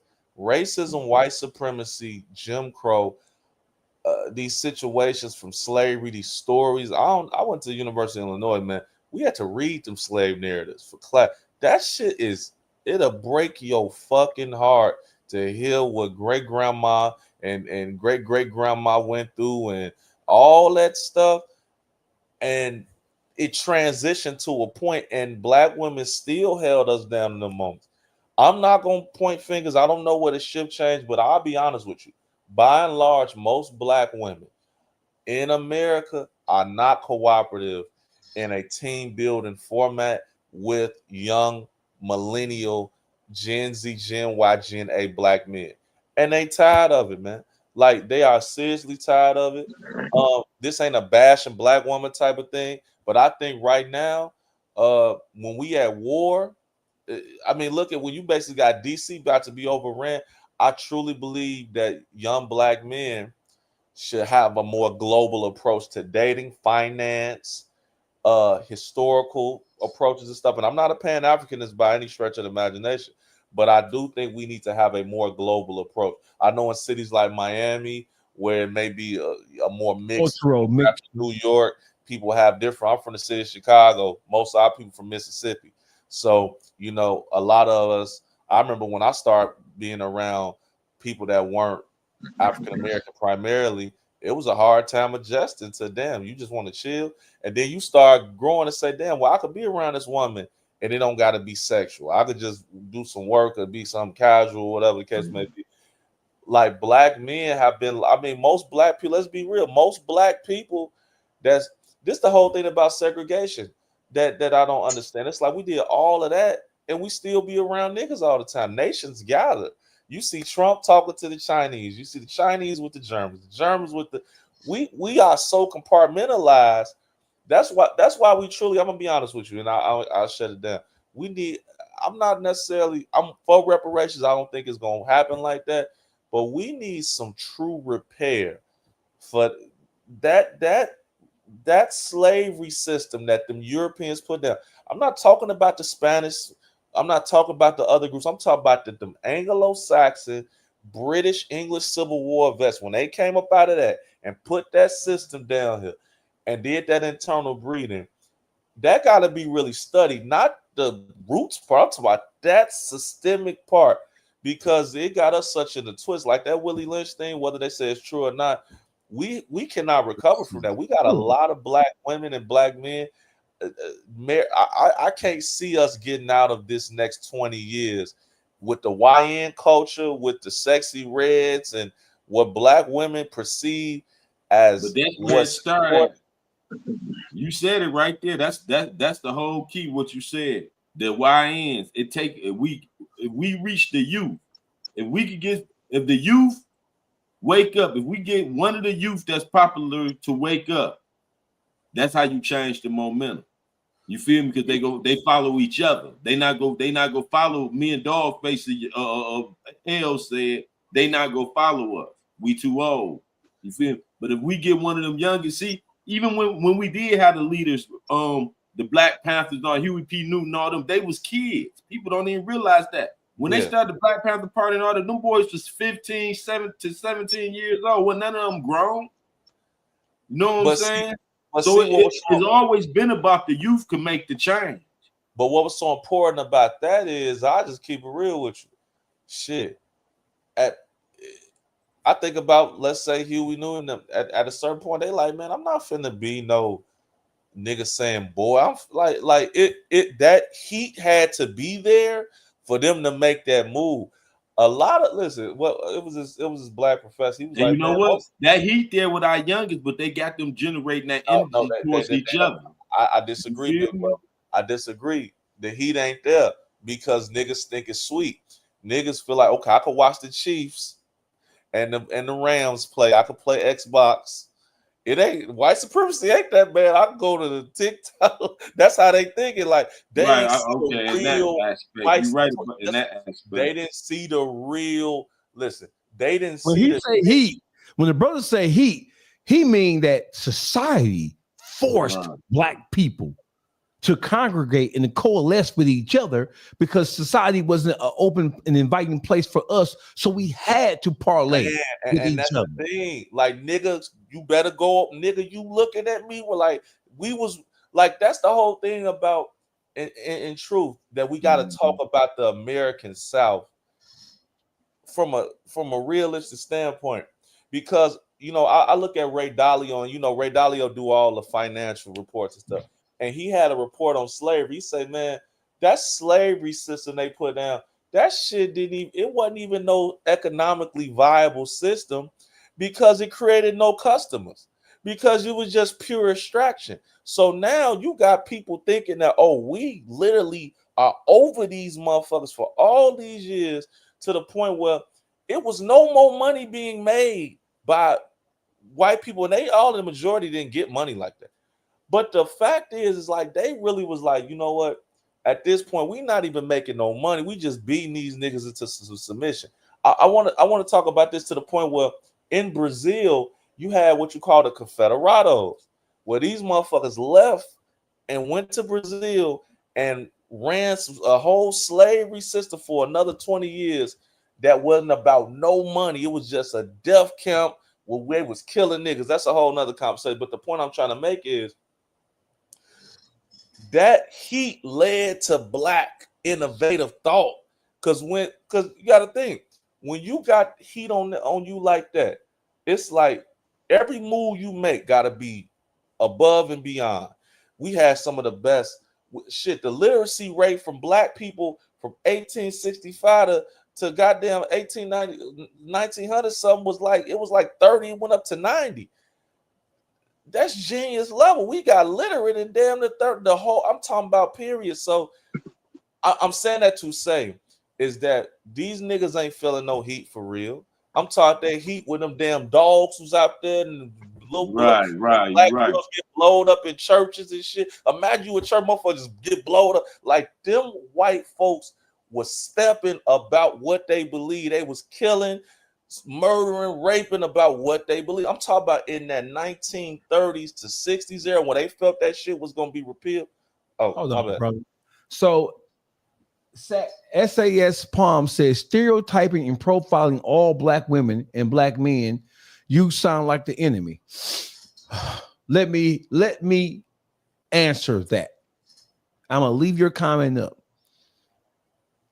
To say niggas like chicken, it may sound racist depending on who say it, but niggas do like chicken. Facts.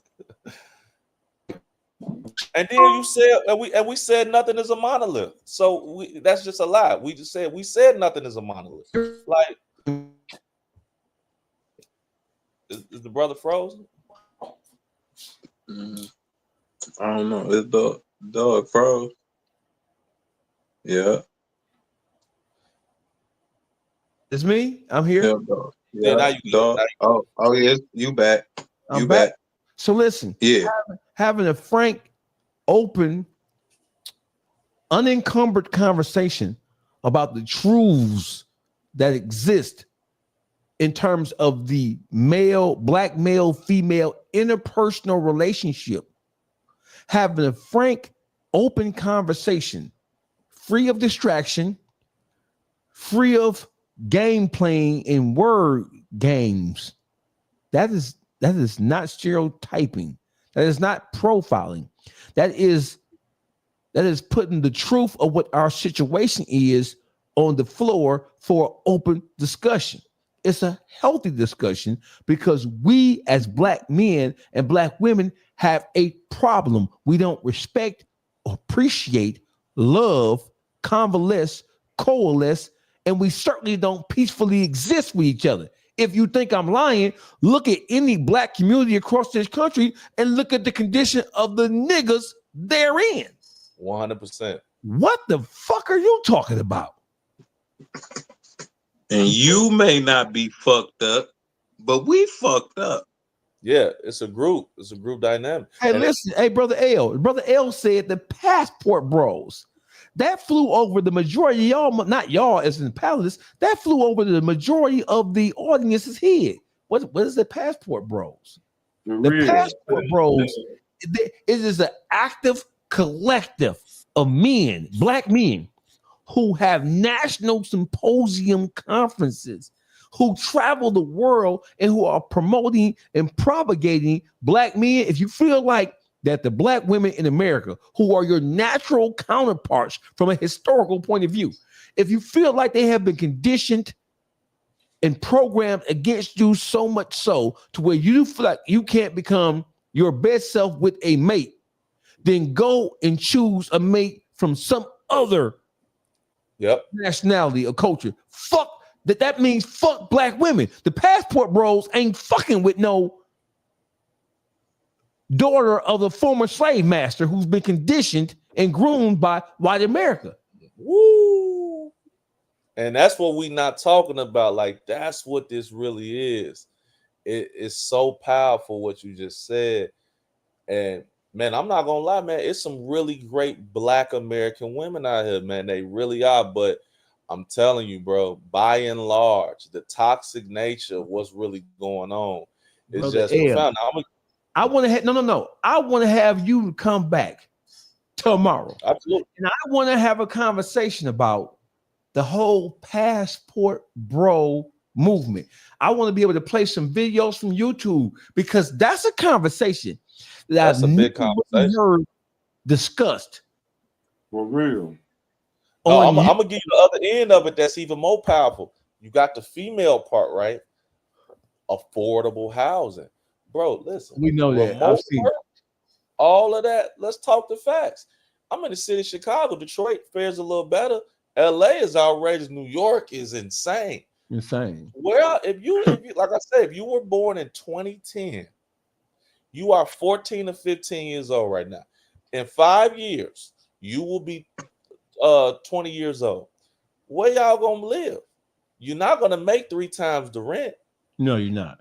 If you look at Chicago, look at LA, look at certain places, and if y'all correct me if I'm wrong, they are pricing niggas out. So the babies is playing with the CPNs, playing with the pros. If you in the street, you know what I'm talking about. Mm-hmm. And now they putting in what these is like about to be federal offenses. Are you playing with this fraud and stuff? So right now, I'm looking like, damn. It's been a massive campaign. It's been 2 campaigns. It's been a domestic campaign and an international campaign. Let's talk about the domestic. They are pushing all the babies to Houston, to all right in that little area. Rent $1,200 for a 4-bedroom. I'm going to uproot my life. It's like how Atlanta was in the 90s. I'm gonna go to Atlanta, restart my life and all that. Yeah. So that's what's happening. Is a lot of people are leaving these places where in Detroit, Coleman Young, man, put it down. In Chicago, Harold Washington. In LA, you got I forget the what's the man, the black man's he a legend. Y'all know what I'm talking about. From the 80s, he was big. These is black mayors that put it down. Oh, where was he from? DC? Where's he from? No, I'm not talking Marion Barry. I'm Mary talking Berry, about yeah. from LA. LA, Okay. you know what I'm talking about from LA. Yeah. But yeah, but I forget the brother name. Light skinned brother. Good hair. Hold on, but hold on. LA black man. I wanna make this point. Damn, what was his name? Tom Bradley. That was his name, Tom Bradley. Mayor Bradley. But the point I'm trying to make is that these is places, if you look at the history, if you look at these movies, they let you know when black people came in here, man, nigga, you better go on this side. And we got in the power in these places. And now we just giving them up. Niggas like, I'm going down to Mississippi again. And all these places where it lacks infrastructure because they ain't had shit since. Listen, when white folks say, okay, we can't do it, they got up out of there or they died. So where's the infrastructure money coming from? I'm looking at these countries, man. Listen, bro, if you black, and this is a part of the passport brother movement, take your USD and you got to go someplace where you can live. Now, let's talk about the international part. If you go on goddamn Instagram or TikTok or whatever, you got brothers saying, man, I'm living in Phuket, Thailand, or I'm living in shit, my rent is $2. And I'm living like LeBron James. And young black millennials in city, you could go to any of the videos, like, man, I'm living in this apartment for $312. So the thing is, it's like it's a concerted effort to remove us from these power centers. Detroit is a power center. You right on that damn water. Chicago a power center. LA is a power center. And they running all these black people, especially young black men, back to these southern areas. They're getting flooded out of everything. We got to have a real conversation, man. Do we really want to go back to the South? And with all them damn problems, all that shit that we know we can't, we just did that. Show you how a few niggas just did a big U-turn. We was up north, we suffered. I remember in Chicago, you got certain areas where black people couldn't go in. Now they there, and then now niggas talk, I'm finna go to Texas, bro.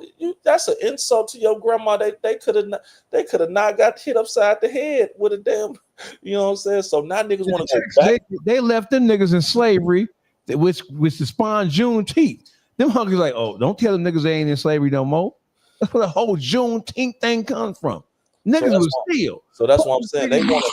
They want to send young black men back down to Tennessee and I'm not Tennessee. My grandmother's from Memphis, Tennessee, from Mississippi and all that because of some cheap crib prices. You want an island and you want to feel like you made. Man, listen, listen. Right now, I'm sorry because it's so important. We don't have any black representation in artificial intelligence. My homies in them working in that shit, they feel like, man, my man said, I feel like Jackie Robinson in this motherfucking gang. I'll be by myself. I'll be in there feeling like if I say something stupid, these niggas gonna think every black person I know dumb as hell. You know what I'm saying? I'm not knocking the South and whole. What I'm saying is that the majority of blacks that are in these Midwestern and West Coast cities and even some of the East Coast cities, they're being priced out. Name me right now in tech, where's the biggest city in the country? Don't hit me with no Huntsville, Alabama, because they're doing some space program shit up there. Don't hit me with no Houston, Texas. We talking about San Francisco, New York, Chicago, metropolitan Detroit. Detroit is the home of the black film industry. Right now, I'll be in the calls with Tubi and them. Bro, that's where they're at. Tubi just did $1 billion deal with Fox off the backs of young black people in Detroit doing their own films. It's the next Motown. It's the next Motown situation. And niggas talking about, have you ever been to the South to undermine one? I'm saying, bro, right now, we got to figure this out. I'm going to give you my projection what I think going to happen, man. I think that a lot of black people is about to flee these northern cities and go back south. And when they get back south, they're going to drum up that harp storm and watch them niggas out the face of earth. And I'm going to tell you how I know they do it. Look what happened in Florida. They don't even talk about that.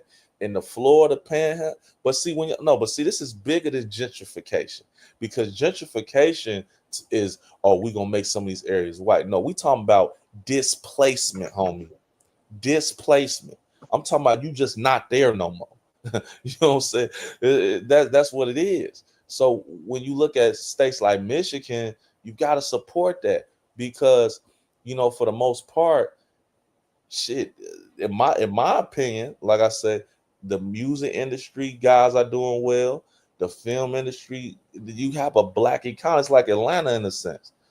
You know what I'm saying? Atlanta's Georgia, everybody fled, but I'll come back tomorrow. But the point is, it's about the disinvestment into the Negro in this country. I'm not pushing no racial ideology, no religion thing. You cannot show me where they invest in the black people. You look at higher academia. I was on the call with Professor Brian Pardo from Northwestern University. He is the biggest guy in AI. And I had to get in there how I got in there. And I talked to him and he said, look, bro, I'm going to keep it real. I could play this audio on my phone that I had with him for y'all right now, put my life at risk because it means so much. He said, man, right now, if you a black person going to anybody in higher academia trying to do any AI project, they telling them agents, hey, look, we'll come get you up out of here. They too scared to do it. They is too scared to do it. They will not touch it. Go to UCLA. Go to Georgia. The matter of fact, he referred me to Georgia Tech. He said, man, well, Atlanta's still pretty much a black city, and the Georgia Tech, that's the third biggest technical school in the country. They hire everybody from Apple. He's like, maybe they'll help you, but it ain't nothing meaningful right now. Go, like I said, go into these technical departments in the major universities in America. And if you black in there, nigga, if you ain't in there cleaning that flow, and they know the Mexicans doing that.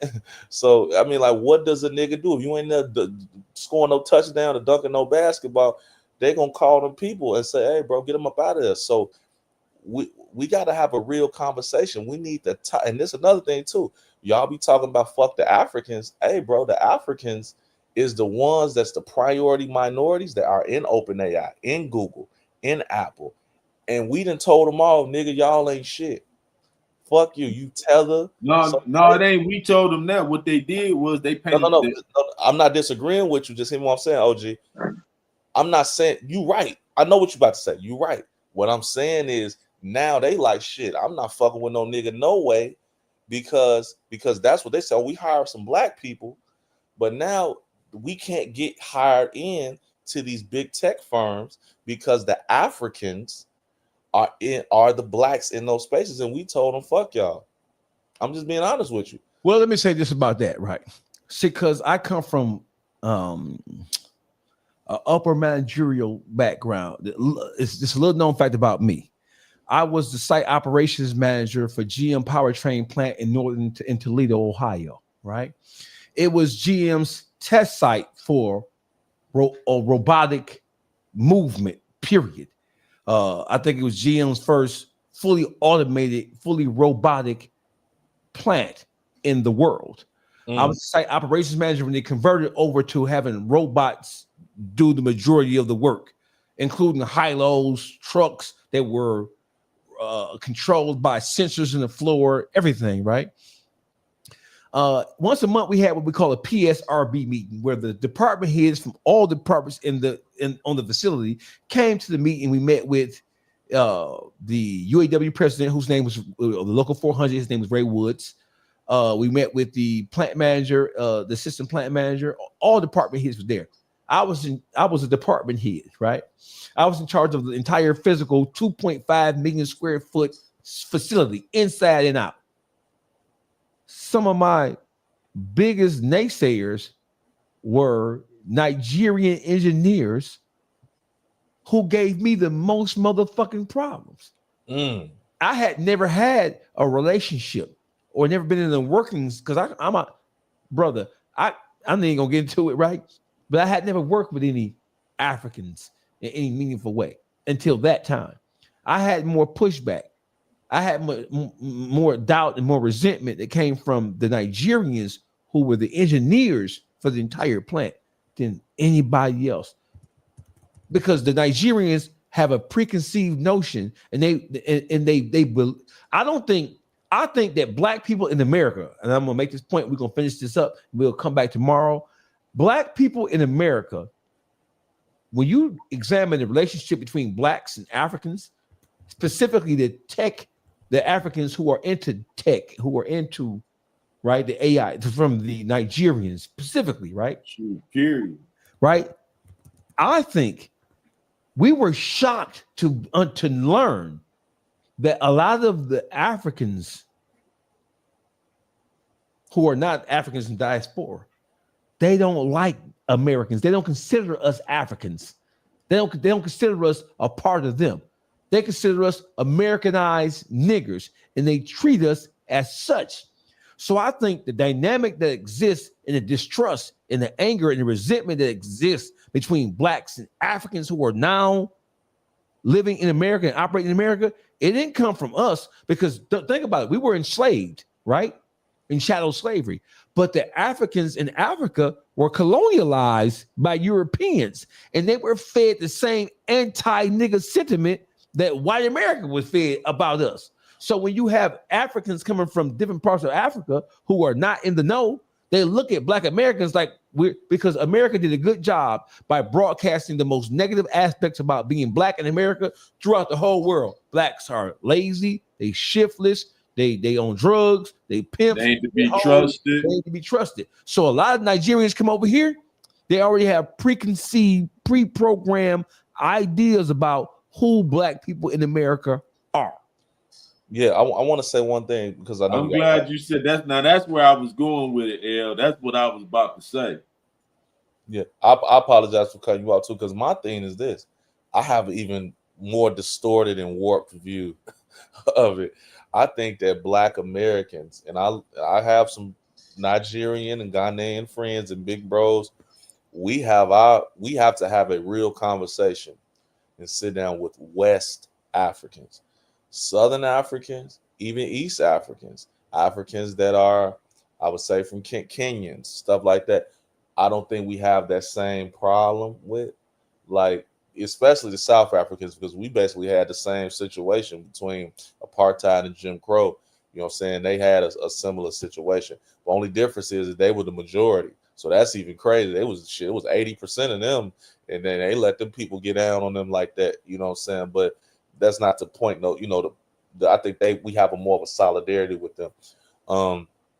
But the West African narrative, we got to have a real conversation with them, and that's why it's the real. That's the issue we have to have, and I don't think they want to have that, to be honest with you. Now I'm gonna be real, you know, you got some over here, man, that not necessarily Nigerians either, but that we grew up with and stuff, that they families over there, they one of the guys. But I'm telling you, the West African and Black Americans, we got a historical rift due to this white supremacy, slavery, slave trade thing. We got to have a conversation, because you know, from the exemption list to, I mean, it's still money from them trades that's in them families, bro, that people ain't talking about. It's still people still sending that slave, still spending that slave trade money, and y'all want to have that conversation, man. But you know that's big. But I get what you're saying. Because another dude just talk, oh, y'all don't know what y'all talking about, dude. Listen, when they do hire black, they hire continental African. Period. That's what happens. So you know. But I appreciate you guys for letting me on. I'd love to come back and for sure, man. Hey, listen, man, tap in. Follow me on Instagram, brother. Dog right now. Podcast. I'll follow you back. I'll send you the number. We'll love to have you back, man. This is an open air forum of discussions about all things black, whether it be entertainment, politics, religion, full of information. Oh yeah, public figure. Listen, I'm gonna let the boogeyman himself. I want you to summarize, if you will, and take us out. But give us your parting editorial, Boogie. What you want to talk about? It could be this or something totally different. What you want? Don't leave when we exit, L. We go off to backstage. I don't want to talk about nothing. I'm tired. I've been working all day. L, make sure you follow Public Figure Boogie on Instagram. Yeah, you full of information. Yeah. I could take us off. Shit. Look, at this point, how I'm looking at it is this DC thing is going to show the first cracks of the dissolution of the United States of America. Listen, man, the Roman Empire had 3,000 years. We ain't even in year 250 yet, and we are already pushing the second Civil War. This system was not designed, and hear me clearly, it was not designed for this country to really win long term, because it was an extraction model that made this what it was. It wasn't really through no conquest or nothing like that. It was through pure extraction. The Romans, they got theirs through bloodshed. They went and killed you, and they extracted tribute. At a certain point, they start rolling with the Gauls and all that. This thing was built purely off backdoor energy. They backdoored their own people in Britain. Then they backdoored their own money-getting class in the South. Then they backdoored the races. So it's just, at this point, it's like it's no more ways to backdoor somebody. Like this American experiment, it cannot exist when you got poor white folks that you told was better than niggas. They want some.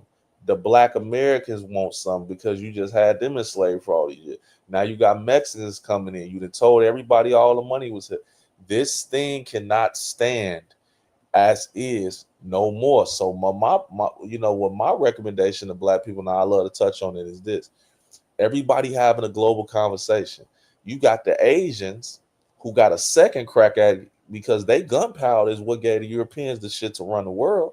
They just used it in a different way, took everybody down. But now you see they in the Africa. They saying shit, there's too many people over here, let's go to Africa. What am I saying? Is that right now we got to have a global strategy for this conversation right now. We cannot just be, you know, you can black American all you want. You got to have a global strategy in what you're doing, similar to how the Vatican operates with the Catholic Church in Italy. I think a nation state, what Elijah Muhammad said from day one, we got to run back to. We need a certain amount of states for ourselves where we can control the politics, and then we could just, because we're gonna have a segregated nation anyway. So man, I'm about to follow you guys, but if you would put in the chat. But the thing is, what the United States whole problem is right now is they've been cut off all them natural resources. Everybody else is clicking up together and they cut the United States out of it. You feel me? So the United States got to do something dramatic, and they under pressure right now. They sweat. Why? Because Africa kicked them out. Y'all can't just take these resources no more. Y'all don't have access to it no more. And then you had China and Russia back Africa and get them all the resources, money, artillery, and everything else to stand as they own on their own without the United States help. What a hallmark of the U.S. been this is that we've always been, listen, when you talk to prison, whatever, the U.S. then showed the whole world we will crash the fuck out. Japan, we didn't even have a war on mainland Japan.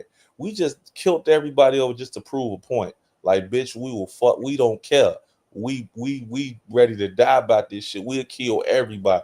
And ain't been no nuclear weapon used in a wartime situation since that. So they've been, it's like going in, maybe you go to school, you stab a nigga, like, damn, dude, stab motherfucker, and nobody want no smoke with them. And that's how the U.S. been operating.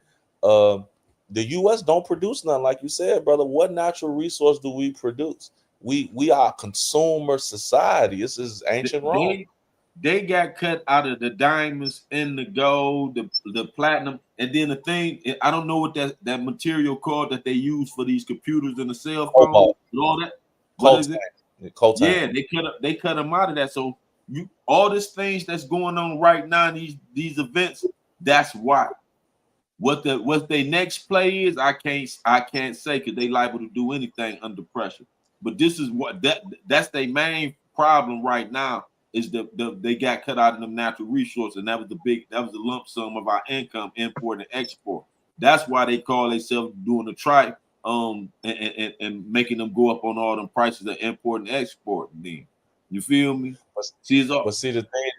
But the thing is with the tariffs though, with Trump, it's too isolationist, because now it's like, bro, you know, people trying to do, people trying to do business here. Donald Trump is literally just a front guy for the Heritage Foundation, man. Oh, that's it. He don't call the shots for real.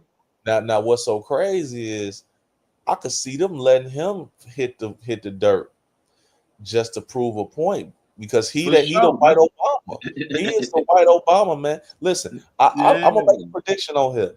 I know it might sound crazy. I could see him and Obama running as vice presidents this next go round. Jay, what's your Instagram, brother? Hey, what's your Instagram? THAKID. No, actually, I'm tripping. I gave you the wrong Instagram. That was I just changed my. It's FROMLNDN from London. Yeah, that was my old Instagram. I'm tripping. I'd have had it for 20 years, and 10 years, and I changed it. But that's the thing that's going down, man. It's just a crazy situation. But I tell you this though, Donald Trump will cut a deal with Black America. I know y'all won't think. No, he only gonna cut a deal if it's something beneficial for him, though. It ain't to look out for us. See, that's the whole problem where we fucked up at, taking them handshakes. Our people started taking them handshakes. Once an enemy could never be a friend. You feel me?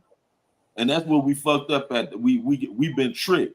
We've been tricked in the position as a race of people that we in right now. We've been fooled. You know what I'm saying? And it passed on from generation to generation, because our people before us didn't know no better, and they taught us bullshit. And you feel me? It went on from generation to generation since slavery, dog. That's why they implemented the schools. The school was a form of how to rechange slavery. Put you in school. School don't teach you how to be no boss, no leader, no king. School teach you how to take orders and go work for them. You feel me? Mm-hmm. That's all. That's why I say slavery wasn't never abolished. It was just reinformed. That's all they did. Yeah. But just to piggyback off of that too, slavery never was gonna work, even in the white lands, like, because it created a system where it was no customers. Capitalism demands customers. That extraction model, and I studied this, man. It did not work. After a while, it just became about, okay, well, shit, I could go rape some Black women when I want to. No, that's why they got it to today's slavery. That's why they changed it. They Willie lynched us. The old slavery. They realized that wasn't gonna work. So that's why we in the position we in now. It's still slavery. They just redid it. I disagree. They gave us jobs. Why you think they gave you jobs at Chrysler, Ford, GM, and what they call it, the plant? Why is the where you can build cars that called the plant? Yeah, it's still the plantation. I disagree a little bit, OG. I'm gonna tell you why. Because listen, this is my opinion, right? When other nations saw, listen, hold that thought, because we're approaching with 40 seconds from hour 2. So listen, I promise you, we're coming back tomorrow, and we can revisit parts and portions of the conversation. But I do want to start with the whole passport bros movement that's sweeping across the country. That's what we on tomorrow. Yeah. So Juice, take us out, Uncle Juice. Well, y'all, we appreciate everybody tapping in to the YouTube streets, and we appreciate our host and our honorary guest L for joining us with his knowledge and wisdom. Thank you, brother. Me? And we want y'all to tap in tomorrow. We back. We know y'all missed us, and we was out of work, but one of us, I ain't gonna say no name, one of us was off the chain and got put on restriction. You feel me? Somebody ain't shut his gate and let him out the yard and shit. You feel me? So with that being said, you know what I'm saying? We got public figure Boogie, we got L, and we got the original Don Dada who started it all. Dog face called it all. Oh, shit. And listen, shout out to Eon Williams, aka DC Black, man.